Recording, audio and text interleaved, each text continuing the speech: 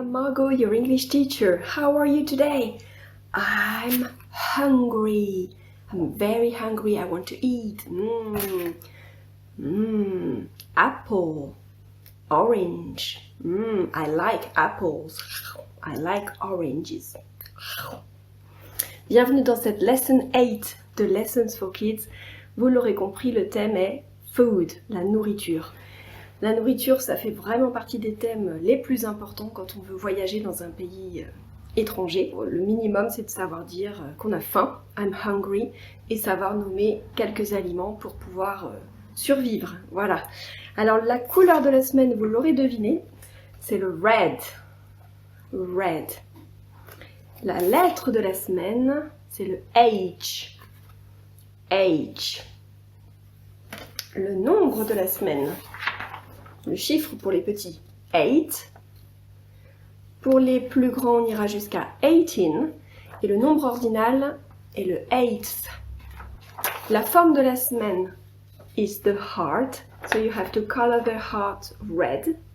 Et les deux mots qui vont avec notre lettre H, hat, hot, hot, chaud, hat, chapeau.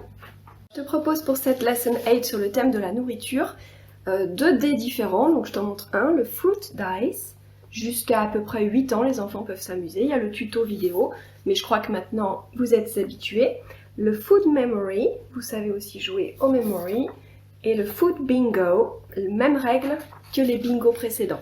Pour les plus grands, food anagrams, avec la possibilité de s'exprimer I like, I don't like, en recopiant ou en dessinant les aliments qu'ils aiment ou qu'ils n'aiment pas.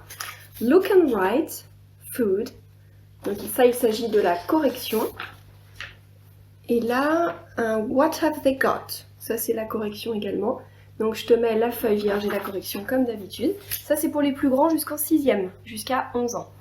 Également, tu verras différentes vidéos. La première vidéo, c'est une chanson qui s'intitule Are You Hungry? Et les paroles sont toutes simples, c'est Are you hungry? Yes, I am. On apprend à dire miam miam, yum yum. On peut aussi dire yummy yummy. On apprend à dire qu'on est plein, I'm full. Et on apprend quelques fruits. Il faut savoir que fruit en anglais, fruit, peut rester singulier. Si on dit qu'on a 3 bananes, par exemple, c'est 3 fruit. Ça ne prend pas de S.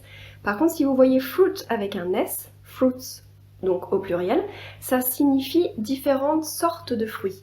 Par exemple, I've got 2 fruits. Ce ne sont pas les mêmes. Je veux accentuer sur le fait que j'ai ici une orange et ici j'ai une pomme. Si j'avais 2 pommes, je dirais I have 2 fruits. La vidéo 2, la deuxième vidéo que je te propose pour les maternelles et pour les primaires, c'est une vidéo que j'appelle 4 en 1. Elle s'appelle I like counting fruits. Non seulement on apprend le nom de certains fruits, mais en plus on révise les couleurs, on compte jusqu'à 10 et on s'exprime sur ses goûts, on dit I like ou I don't like. Donc c'est une vidéo très très efficace qui reprend les couleurs que maintenant on commence à bien maîtriser. Les petits savent presque compter jusqu'à 10. Je suis sûre que beaucoup savent déjà compter jusqu'à 10, mais l'idée c'est d'aller progressivement, step by step. Et on sait déjà dire I like, I don't like, puisqu'on avait déjà vu ça dans des leçons précédentes.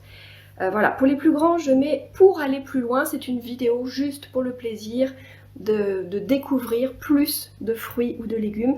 Mais il n'y a pas d'obligation évidemment d'apprendre ces mots-là. Ils seront revus bien évidemment plus tard au 2e et au 3e trimestre. Petite astuce avant de terminer cette lesson 8, petit tuyau, il faut absolument prendre l'habitude d'inclure ce thème food dans votre vie quotidienne, lors de vos petits déjeuners, de vos dîners. Quand vous êtes à l'école, vous n'avez peut-être pas beaucoup de repas en famille, mais peut-être au moins le dîner. Les maîtres et les maîtresses avec leurs élèves ont peut-être possibilité de faire des goûters en anglais.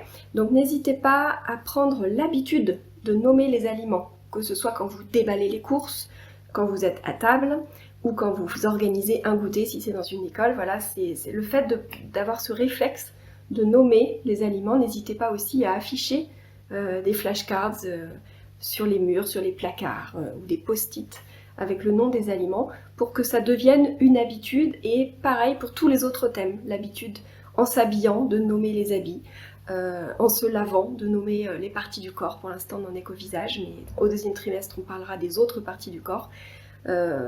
Si vous avez des animaux, de nommer le nom de votre animal domestique. Voilà, de prendre l'habitude de reprendre tous les thèmes précédents. Pour l'instant on a 8 thèmes au quotidien. Have a nice week and see you next time. Bye!